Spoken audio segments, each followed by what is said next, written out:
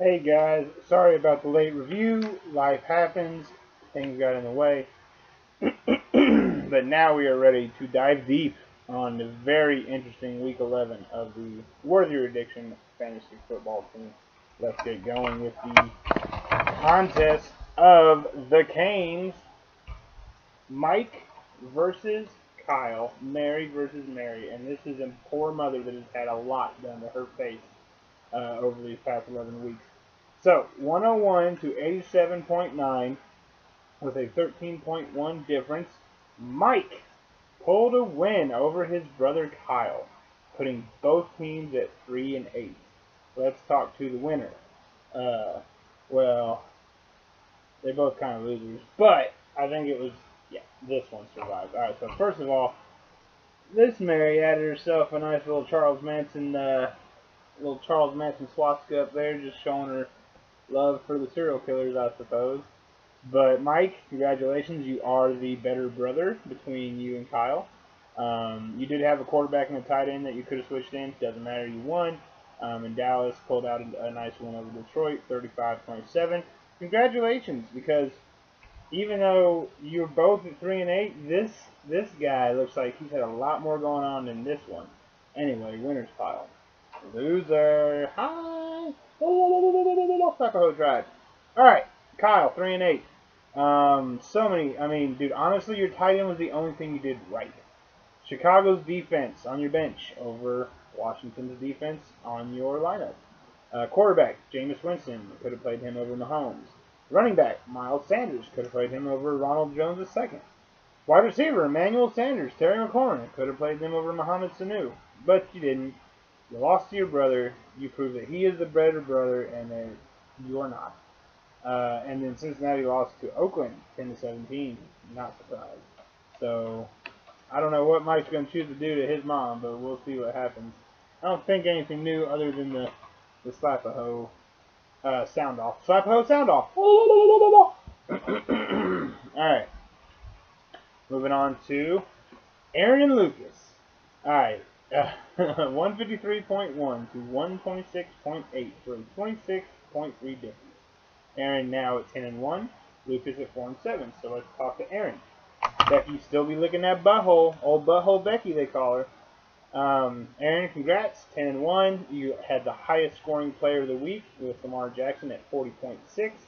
And I just want to point out one person almost caught that. Josh Allen, of all quarterbacks, because he played Miami, but he's rocking Miami and almost outperformed Lamar Jackson. Sorry, that was just crazy to me. But you set your perfect lineup, which is impressive. Anyone that sets a perfect lineup, that is an impressive move. Like, you made all the best decisions this week. You got the highest score you could have gotten, 153.1. But Detroit lost to Dallas 27-35. It is what it is. But Becky stays safe yet again in the winners pile. And, oh man, she has got eyes for Miller Lights. I'll tell you that much. She is a. There's that light never works well. Okay. Lucas, you are now 4 and 7. You had 126.8.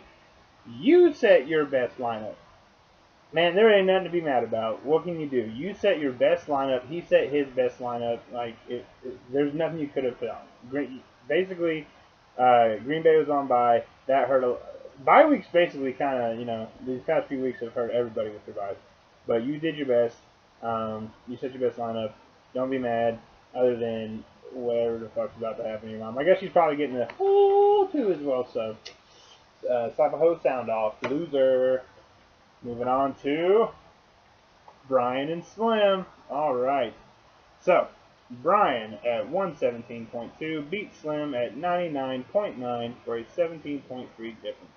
That puts Brian at 7 and 4. Puts Slim at 3 and 8. So let's start with Brian. All right, Brian, your mom has been safe yet again.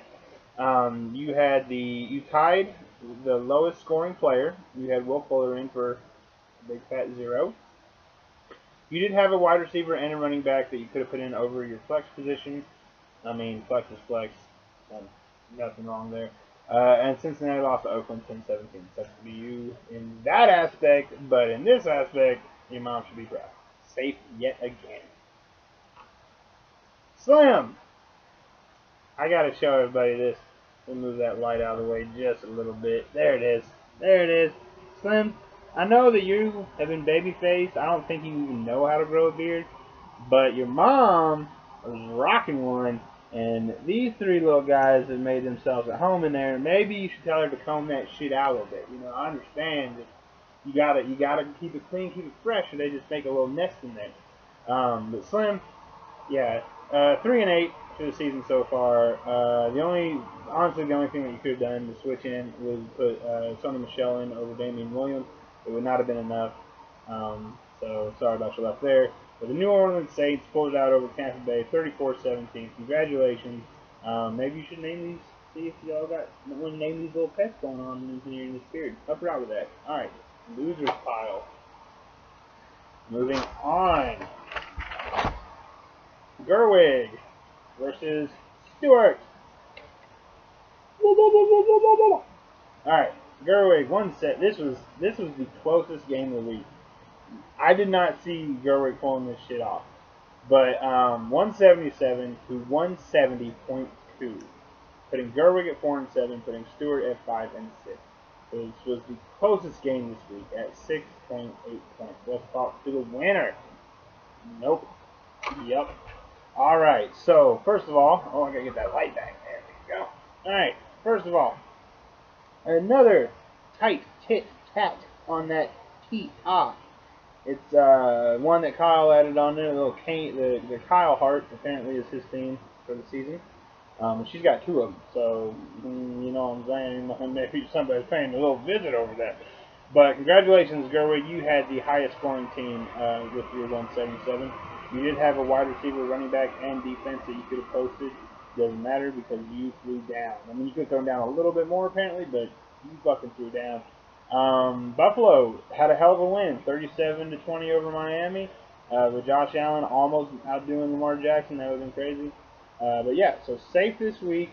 Keep those two. I won't even motorboat them. I'll just give one of those all calls. You know what I'm saying? But she won't.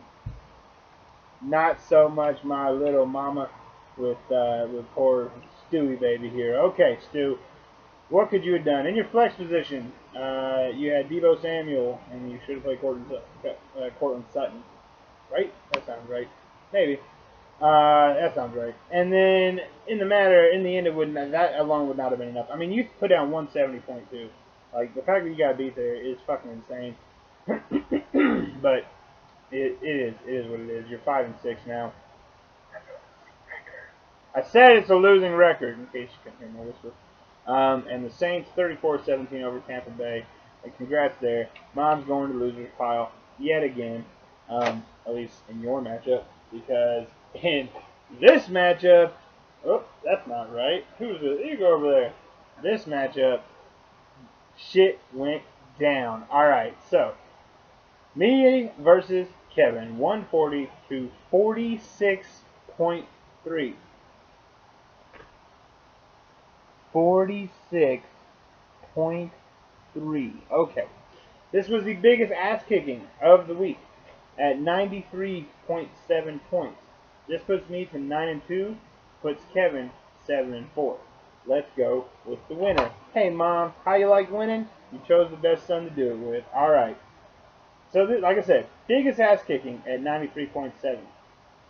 I, not once, not twice, tripled Kevin's score. Tripled it. I don't know if I've seen that happen any season, but not this season until right now. Tripled his score. The only thing that I could have done was throw in a wide receiver to top of the other one that I placed in there. And Rams got a nice Sunday night football win over Chicago, 17-7. Everything is good in the Barnes household here. Mama is safe yet again. Let's talk to these poor losers. Oh, Lenora, I feel sorry for what's going to happen to you. All right, let's talk. Kevin, 46.3, buddy. You were the lowest scoring team this week. Not surprised. Lowest scoring team. That's fucking insane. You had the lowest scoring player. Oh, I'm sorry. You had two of the lowest scoring players. You tied with yourself and also with Brian Loxley. You had Tyreek Hill and Jack Doyle both with 0 points. So woo there. Let's see. I mean, you're pretty much like Kyle, man. Other than your defense and your tight end, everything else is fucked. Phillip Rivers over Deshaun Watson, should have done it. Peyton Barber over David Montgomery, should have done it. Jameson Crowder over Tyreek Hill and Kenny Galladay, should have done it. Doesn't matter. But since you didn't, like if you had made all those changes, you still would have lost. But since you didn't make those changes, if you just so happen to count the score on your bench, it's higher than your lineup score. Your bench scored 50.9. Your lineup scored 46.3. I mean, and Green Bay's on bye, so you can't even take like any solace in the fact that maybe Green Bay would have won this week because they were on bye and that was that. So losers pile, so many ideas. All right, guys, that's it. Moving on into week 12. As you all know, trade deadline, it's done. No more trades. Of course, wire pickups, waiver pickups are obviously still open. We are 2 weeks away from playoffs, and I don't care what any of y'all say. Those bottom 2 spots are there's a chance. There's a chance for anyone that's sitting at 3 and 8 or higher. You can still make the playoffs.